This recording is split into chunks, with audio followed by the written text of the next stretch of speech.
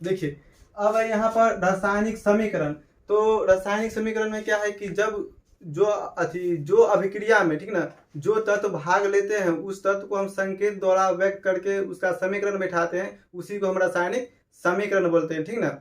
तो जो पदार्थ जो भाग लेते हैं तो उसका नाम जो बड़ा होता है तो उसको हम छोटे से संकेत के द्वारा, उसका जो संकेत है उस संकेत के द्वारा उसका हम एक समीकरण बैठाते हैं, उसी को हम रासायनिक समीकरण कहते हैं, ठीक ना। यहाँ पर इसका परिभाषा है कि किसी रासायनिक अभिक्रिया में भाग लेने वाले पदार्थों के संकेतों एवं सूत्रों के सहायता से उस रासायनिक अभिक्रिया का संक्षिप्त निरूपण ही क्या कहलाता है, हमारा रासायनिक समीकरण कहलाता है, ठीक ना।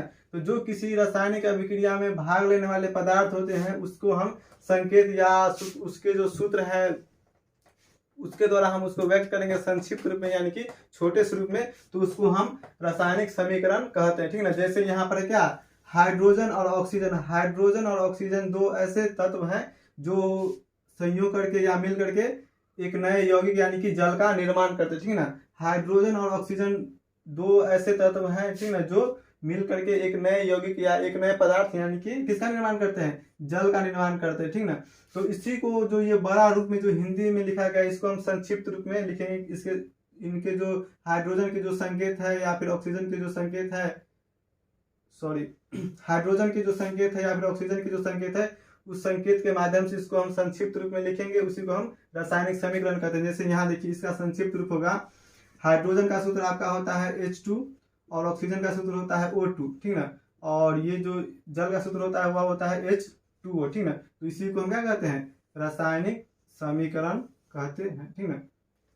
ठीक है, देखिए हाइड्रोजन का संकेत होता है H2, ऑक्सीजन का संकेत होता है O2, और हाइड्रोजन और ऑक्सीजन मिलकर बनाता है जल, और जल का संकेत होता है H2O। तो ये जो बड़े से रूप में जो लिखा हुआ था हिंदी में, इसी को हम इसके संकेत रूप में जो संक्षिप्त रूप में लिख दिए हैं, ये H2 प्लस O2 बराबर क्या, H2O, इसी को हम क्या बोलते हैं, रासायनिक समीकरण कहते हैं, ठीक ना।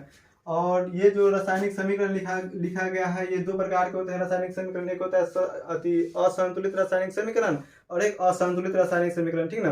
तो यहाँ पर जो लिखा गया है वह जो आपका रासायनिक समीकरण है वह असंतुलित है, इसको हमें संतुलित करना होगा। तो संतुलित करने के लिए रासायनिक समीकरण का जो है ना अनुमान विधि द्वारा हम संतुलित कर सकते हैं। इसके लिए कोई रासायनिक समीकरण को संतुलित करने के लिए कोई स्पेशल फार्मूला नहीं है, इसको हम मतलब कि हमारे दिमाग पर थोड़ा सा जोर डालना पड़ेगा और या आपके दिमाग पर जो थोड़ा सा जोर डालिएगा और इसको हम संतुलित कर लेंगे, ठीक ना।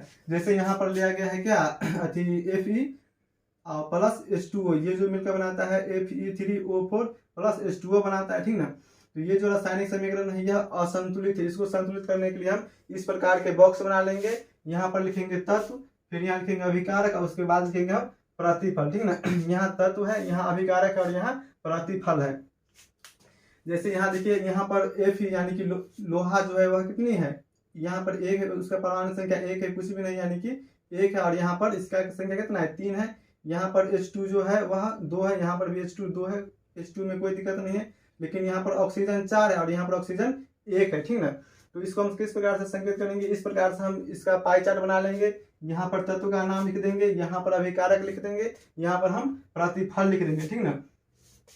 अब देखेंगे यहाँ पर जो ये जो तत्व है उसका परमाणु संख्या अभिकारक में कितना है और प्रतिफल में कितना है। देखिए यहाँ पर Fe यानी कि लोहा का जो अभिकारक के रूप में जो परमाणु संख्या है वह 1 है और प्रतिफल में 3 है। तो यहाँ पर हम क्या करेंगे, 3 अभिकारक में 3 से गुना कर देंगे, ठीक ना। तो अभिकारक भी 3 और प्रतिफल भी 3, ठीक है। देखिए तो Fe के यहाँ पर हम लिख देंगे यहाँ पर 3, ठीक है, यहाँ पर हम 3 लिख देंगे, 3 Fe का काम आपका खत्म हो गया। उसके बाद है हाइड्रोजन, तो यहाँ अभिकारक में भी हाइड्रोजन की परमाणु संख्या 2 है और प्रतिफल में भी आपकी जो परमाणु की संख्या जो है ना वह 2 है। तो इस हाइड्रोजन में कोई दिक्कत नहीं है। उसके बाद हम आते हैं ऑक्सीजन में।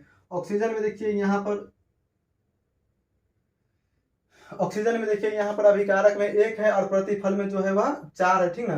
तो इसको हमें अभिकारक में जो है वह ये क्या बोलते हैं परमाणु की संख्या का संतुलित करना होगा। तो यहाँ पर हम 4 से गुना कर देंगे बराबर 4। तो ऑक्सीजन भी 4 और क्या बोलते हैं ऑक्सीजन के अभिकारक भी 4 और प्रतिफल भी 4, यानी कि यह क्या इधर जो हो गया वह समीकरण संतुलित हो गया। तो यहाँ पर हम लिख देंगे क्या, यहाँ पर लिखेंगे हम 4, ठीक ना। देखिए अब यहाँ पर 3Fe4H2O, ठीक ना। वो हाइड्रोजन, देखिए तो ऑक्सीजन जो है वह आपका 4 हो चुका है, यहाँ पर भी ऑक्सीजन 4 है, लोहा आपका क्या है 3 है। लेकिन फिर समस्या कहाँ बिगड़ जाता है, यहाँ पर देखिए, यहाँ पर हाइड्रोजन जो है आपका हो गया 4 दूना 8, और यहाँ पर हो गया हाइड्रोजन आपका 2, ठीक है।